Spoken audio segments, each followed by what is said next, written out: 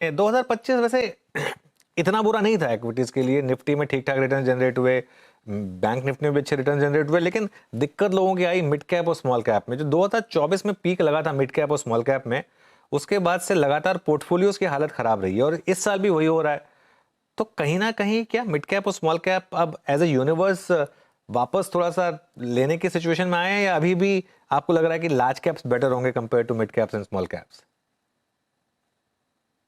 देखिए अनुज जी, ऐसा नहीं है कि मिड स्मॉल या लार्ज कैप्स कुछ अलग अलग प्लैनेट्स में काम कर रहे हैं। ऐसा नहीं है कि जैसे हम जोकिंगली बोलते हैं कि लार्ज कैप्स मार्स में खेल रहे हैं और स्मॉल कैप्स वीनस में खेल रहे हैं। ओवरऑल परिस्थिति, overall economic activity, overall climate जो है बिजनेस का इज द सेम, जो लार्ज कैप का हो, मिड कैप का हो या स्मॉल कैप का हो। अगर मैं आपको थोड़े फैक्ट्स के साथ ये बताऊं कि अगर हम लास्ट 30 साल का डेटा देखें और अगर हम देखें कि on an average, okay, large cap which is the top 100 companies कितने टाइम में डबल करते हैं अपने अर्निंग्स को। स्टॉक मार्केट को छोड़ देते हैं because ultimately stock market reflection होता है अर्निंग्स ग्रोथ का। तो अगर हम देखते हैं तो करीबन 5 से 6 साल on an average large caps double होते हैं from a earnings point of view. यही चीज अगर हम स्मॉल कैप में देखते हैं तो करीबन 4.5 से 5.5 साल का टाइम लगता है उनको डबल होने में। तो दैट्स द पॉइंट जो मैं बताना चाहता हूं पहले, कि स्मॉल कैप या लार्ज कैप में उतना ज्यादा फर्क नहीं है from a growth doubling rate point of view से। दूसरी चीज है कि ऑब्वियसली पोस्ट 2020 कोविड के बाद हमने ये देखा कि स्मॉल कैप का अर्निंग्स बहुत जल्दी से बढ़ा था बिकॉज उनकी सबसे ज्यादा पिटाई हुई थी 2018-19-20 में, and from a very low base उनका जो डबलिंग रेट है वो बहुत जल्दी से बढ़ गया था। ऑलमोस्ट इन 2.5 ईयर्स वो एक डबलिंग हुआ था, उसके बाद भी ग्रोथ आया और उसका जो अप्रिसिएशन हुआ in terms of market cap वो उससे भी ज्यादा हुआ। Now that is the second point. The third point is कि जब हम कोई भी, अगर मान लीजिए ट्रैफिक की बात करें, जब मैप्स खोलते हैं या ट्रेन की सफर करेंगे तो ये ओवर क्राउडेड या ओवर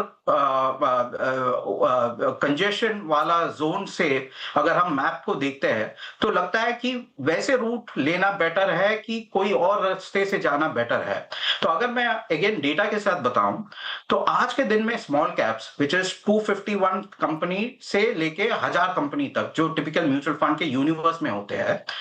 उनका टोटल प्रॉफिट पूल शेयर करीबन 11% है of the total top 1000 companies total profits. लेकिन म्यूचुअल फंड्स में उनका ओनरशिप करीबन 22 या 23% है। तो वो बस मेरे ख्याल से बहुत ज्यादा ओवर क्राउडेड है।